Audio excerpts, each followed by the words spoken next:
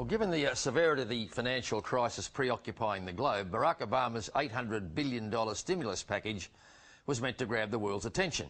But did it? But when Wall Street veteran Jim Rogers speaks, the investment community actually tends to take notice. After all, he is a former business partner of billionaire philanthropist George Soros. Earlier this month, he raised the ire of Gordon Brown when he declared Britain finished and urged investors to dump sterling. So what does this outspoken monetary maverick think of all those monster stimulus packages currently being doled out from Washington to Canberra? I spoke with him earlier from his base in Singapore. Jim Rogers, thanks for your time. As I understand it, your views on the current world financial and economic crisis are pretty blunt. I mean, is it true that you believe, given that we've been hearing from Barack Obama all week about his stimulus plan, that is actually going to make things worse rather than better? Well, and the people who get the money, George, is going to make it better for them. But for the rest of the country and the rest of the world, no, it's not going to make things better. It's going to make things worse. We're in perilous times, and he doesn't seem to understand it, and he's making things much worse. I guess I have to ask you, and I know that you've had years of experience on the financial markets, etc. Does anybody really know, let alone the cause of this, what the solution is? Well, I will tell you what has worked in the past, George. What has worked in the past is you let people go bankrupt when they fail. You clean out the system. You take a year or two or three of pain, whatever it is, and then you start over. The competent people come in, take over the assets from the incompetent people, and you start over. This way of bailing out everybody in sight doesn't work. The Japanese tried it in the 1990s. They had zombie banks and zombie companies, and they still talk about the 1990s as the lost decade. It is 19 years later in Japan since they tried all of that. The stock market is down 80%, 80% from where it was 19 years ago. This has never worked. It doesn't matter. I'm not doing ideologically here. I'm saying this has never worked. The things that have worked are take your pain and start over. So you're saying all this bailing out that's going on, because bailing people out seems to, as you suggested, to be the way that everybody thinks we should go. That's what the stimulus packages are all about, to get people to spend more money. I mean, there's no way in the world that you or me or anybody else is going to stop the Obamas and the Browns and the Rudds of this world, in our case, from going ahead with these stimulus packages. But I'm afraid you're right. All of these politicians, they run around, they think they've got to be doing something, and if they can pass out enough money, they hope that they will get through the next election and someday things will be okay. Unfortunately, they're not going to be okay. The only way we're going to get rid of them, George, is that these programs are going to fail and then they'll be thrown out of office. What about our friend Mr. Bernanke saying that it'll be all over by the end of this year? I mean, he's a little bit more optimistic than yourself, to say the least. George, Mr. Bernanke has never been right for he's been in the government for 6 or 7 years. He has never been right. If I came on your TV show every week and was wrong 8 or 9 weeks in a row, you'd probably stop inviting me. Mr. Bernanke has been wrong 300 weeks in a row. He has never been right. If you get your advice from Mr. Bernanke, George, you're going to go broke very quickly. And you're apparently not a fan of the current Secretary of the Treasury either. Oh, my God, you're bad for my nervous system, George. No, of course not. Mr. Geithner was head of the New York Fed for several years. The New York Fed was the group which was in charge of Wall Street and the major commercial banks. He sat there and saw all this happening. He's part of the problem. It is astonishing to me that Mr. Obama ran on a platform of change, and he's brought in people who caused the problems and are there now supposed to resolve the problems. What about the companies that are vital to the economic structure, the infrastructure of countries like the US and the UK and even our own, that are too big to allow for us to allow them to fail? What do you mean too big to fail? There's no such thing as too big to fail. Listen, there are plenty of banks in Australia, America, and other places who've been doing what they were supposed to, minding their manners, not going and doing crazy things, waiting for these moments to come so that they could come in and expand market share and grow and prosper.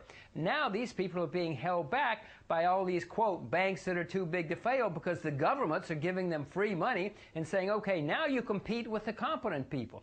I mean, George, this is horrible economics, and it is outrageous morality, not that politicians care about morality. Jim, why shouldn't we see you as yet another doomsayer?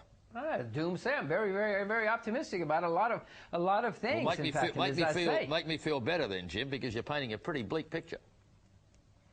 Well, listen, we have to face reality, George. If you don't face reality and you sit there and twiddle along and believe Mr. Bernanke that everything is okay, you're going to get hit by a 2x4 and it's going to hurt very, very, very badly. So I would urge you to be prepared. But some parts of the world economy are going to boom. George, you should become a farmer. Agriculture is about to become one of the most exciting industries in the world for the next 20 or 30 years. There are plenty of people in the world who are going to do extremely well in the times that are coming up. But it's not Wall Street. It's not the city of London.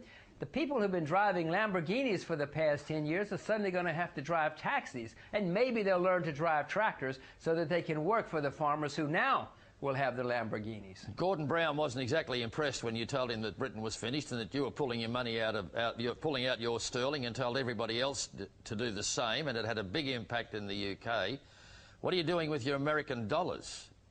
Well, I do own U.S. dollars, but I plan sometimes this year to get rid of the rest of my U.S. dollars and my few remaining U.S. shares. Seriously? Because the U.S. And invest where, Jim? Invest where then? Where are you going to put your money? Ah, George, that's a brilliant question. I don't know right now. It looks as though I'll probably wind up putting a lot of it into real assets, such as cotton or zinc or gold or oil or whatever it happens to be. Into the real economy, Jim, I could say. Into the real economy, not the unreal economy of the finance world. Absolutely. I'm talking about real products which people use every day. You and I know what cotton and silk and zinc are. You know, most of us didn't have a clue what a .com was or what a CDO was, and yet there were billions of dollars put into them, and that's all going to change now, George. Those days are over. The financial community is going to be a very, very bad place to be for another 10 or 20 or 30 years. Are we looking at not the Great Depression, but the even greater depression? If you ask me, yes, we're going to have another depression in the United States because the politicians keep bungling it. That's what caused the Great Depression in the 1930s. Politicians around the world made mistake after mistake after mistake, and I'm afraid it's happening again, including protectionism. You don't blame, like so many people are, the bankers and the hedge market players like yourself. They're not to blame, it's the politicians. It's mainly central banks and more than anybody else. If you want to have one single cause, it's the central bank in the United States. We had a man named Alan Greenspan running the central bank. He refused to let anybody fail. Every time people got into trouble, they would call up and say, save me, save me, save me. He would bail out everybody. Had he let the market work, had he let people fail over the past 15 years, Lehman Brothers would still be in business. You know, Bear Stearns would still be in business. Jim, let's finish on this note. Now, here in Australia, we're on the stimulus bandwagon, for better or worse, rightly or wrongly. What's your feeling about this country at the moment? Because they seem to be going down the same, our mini version of the Barack Obama trail. Australia should be one of the countries that's going to come out of this in good shape because you have lots of natural resources.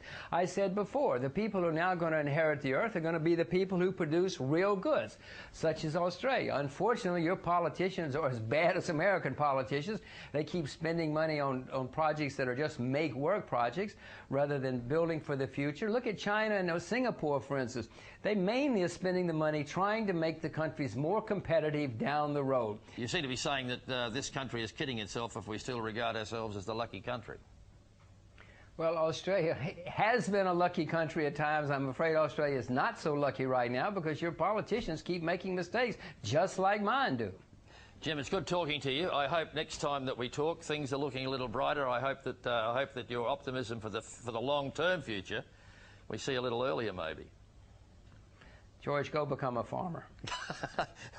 I'll think long and hard about that, Jim. Sounds like good advice. Thanks for your time. Thank you. Thank you. Thank you. Jim Rogers, and what a pity we couldn't get him to tell us what he really feels. Up next, the clue.